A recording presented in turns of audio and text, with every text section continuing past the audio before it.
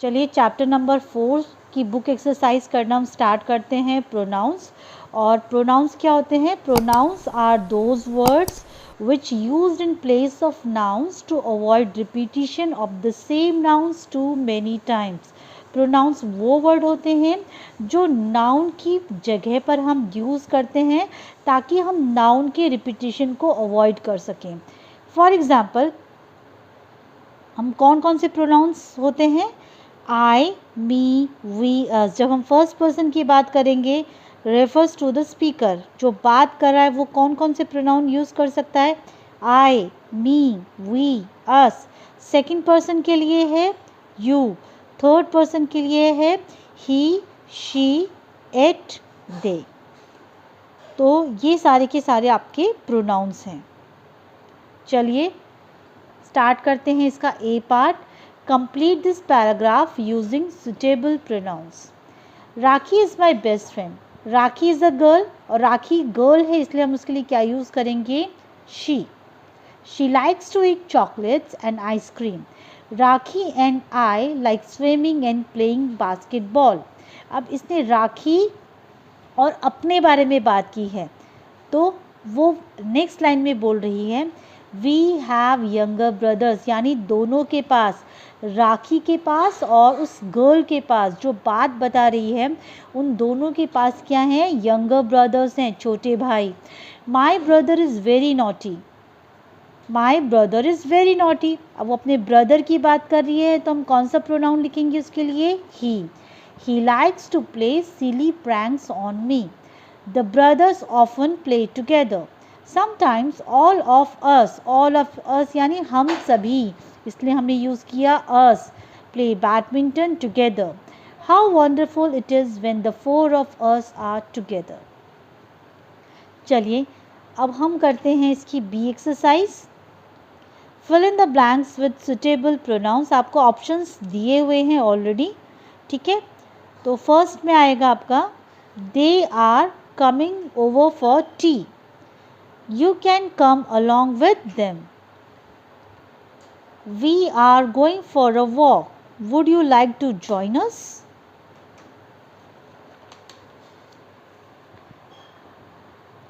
He is flying to Toronto next month. तो यहाँ पे हम them तो नहीं लिख सकते he, तो he आएगा यहाँ पर he is flying to Toronto। ये क्या है? सिटी है कनाडा में। Next is fourth one is they told us to keep it a secret. They would like to give her a surprise. Fifth one, tell them to keep the books in order. चलिए C part करते हैं। Complete Sanju's lines using suitable pronouns. Mummy, my friends have organized a party for me. मेरे friends ने मेरे लिए क्या organise की है? Party. I did well in my basketball match, क्योंकि उसने अपने बास्केटबॉल मैच में अच्छा परफॉर्मेंस किया, इसलिए उसके फ्रेंड्स ने उसके लिए पार्टी ऑर्गेनाइज़ की है। इट आएगा। It is such a great idea. We have been friends for so long time, there is no jealousy among us, we always support each other. उसने बोला हम सभी, जो मेरे फ्रेंड्स और मैं, हम सभी बहुत लंबे टाइम से फ्रेंड्स हैं और हमारे बीच में कोई जेलसी नहीं है और हम हमेशा एक दूसरे को सपोर्ट करते हैं। We always support each other. तो आपने देखा ये हमने सारे के सारे इसमें क्या फिल किए हैं? प्रोनाउन। चलिए अब हम पढ़ेंगे पॉजेसिव प्रोनाउंस के बारे में। पॉजेसिव प्रोनाउंस क्या होते हैं? पहले ये दो एग्जाम्पल्स हम देख लेते हैं। इसमें लिखा है दैट हाउस इज़ देयर्स, ये उनका घर है। दिस बैग इज़ माइन, ये बैग मेरा है। Notice that the pronounce in colour show possessions और ओनरशिप। देखिए ये जो हैं दोनों के दोनों, देयर्स और माइन, ये दोनों के दोनों क्या हैं? प्रोनाउन। और ये दोनों के दोनों कौन से प्रोनाउन हैं? पोजेसिव प्रोनाउन, क्योंकि इसके अंदर ओनरशिप बताई गई है। ओनरशिप मीन्स अधिकार बताया हुआ है, राइट, कि ये घर उनका है, ये बैग मेरा है। तो जहाँ पर हम ओनरशिप की या पोजेशन की बात करते हैं वो सारे के सारे हमारे पोजेसिव प्रोनाउंस होते हैं। For example mine, yours, his, hers, its, ours and theirs are some possessive pronouns. We cannot have a noun after any possessive pronoun. For example, जब भी हम possessive pronoun use करते हैं हम उसके बाद noun use नहीं करते. For example, this is your house. यह तुम्हारा घर है. माइन हाउस, अब आपने देखिए यहाँ पर क्या यूज़ किया है, नाउन यूज़ किया है. और अकॉर्डिंग टू द रूल हम पोजेसिव प्रोनाउन के बाद नाउन यूज़ नहीं करते. तो ये आपका जो सेंटेंस है वो इनकरेक्ट है. करेक्ट क्या होना चाहिए था, this is your house, mine is at the end of the road. ये तुम्हारा घर है और मेरा घर इस रोड के अंत में है. राइट तो ये है हमारे possessive pronoun. I am repeating again, जिसमें हमारा अधिकार होता है. ठीक है, ओनरशिप, पोजीशन जो शो करते हैं वो हमारे पोजेसिव प्रोनाउन होते हैं. Mine, yours, his, hers, its, ours and theirs. चलिए अब करते हैं हमारा D part. Complete this conversation using pronouns. Teacher, whose book is this? Sid ने बोला, ma'am it is his. It is his. Her नहीं आएगा. हर हमारा क्या है, हर हमारा प्रोनाउन तो ज़रूर है लेकिन ये पोजेसिव प्रोनाउन नहीं है, ये उसकी है. उसने बोला ये मेरे दोस्त की है, अपने जो दोस्त है उसका, उसके बारे में बता रहा है, तो इसलिए हम क्या लिखेंगे, हिज. ठीक है, अगर गर्ल की होती तो यहाँ पर आना चाहिए था हर्स. चलिए फिर टीचर बोलती है, are you sure this book is his? क्या तुम श्योर हो कि ये बुक उसकी है? इसलिए हिज आएगा. Said, yes ma'am this book is his. Yes ma'am ये उसी की बुक है. And that book is hers. और दूसरी जो बुक है वो किसी लड़की के बारे में बता रहा है कि ये उसकी है. Teacher, all right, where is your book? Sarthak, अब तुम्हारी बुक कहाँ है? तो सार्थक ने बोला, ma'am the book on the table is mine. जो बुक टेबल पे रखी है वो मेरी है. माइन, मेरी. देखा आपने, हमने किस तरीके से हमने पोजेसिव प्रोनाउन हमने यूज़ किए हैं इसमें. ई पार्ट करते हैं इसका. Rewrite these sentences correctly. इसमें कुछ मिस्टेक है सेंटेंस में, वो हमको करेक्ट करना है. The dogs are barking loudly, he is disturbing I.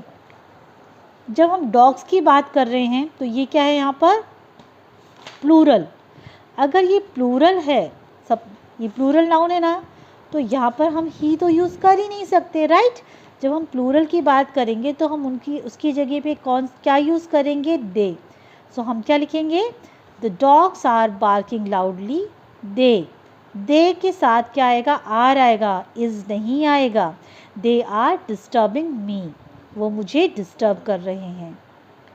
My cousins are in town, I will visit him. तो हम क्या लिखेंगे, my cousins are in town, I will visit him की जगह क्या लिखेंगे हम, आई विल विजिट देम, क्योंकि कज़न्स हैं वहाँ पर. राइट तो यानी बहुत सारे हैं तो हम यहाँ पर देम यूज़ करेंगे. चलिए थर्ड वन करते हैं. She sat near the window as that seat was his. जब हम किसी गर्ल के बारे में बात करते हैं तो हम क्या यूज़ करते हैं, हर्स. राइट पोजेसिव प्रोनाउन जो है हमारा हर्स वो यूज़ करेंगे.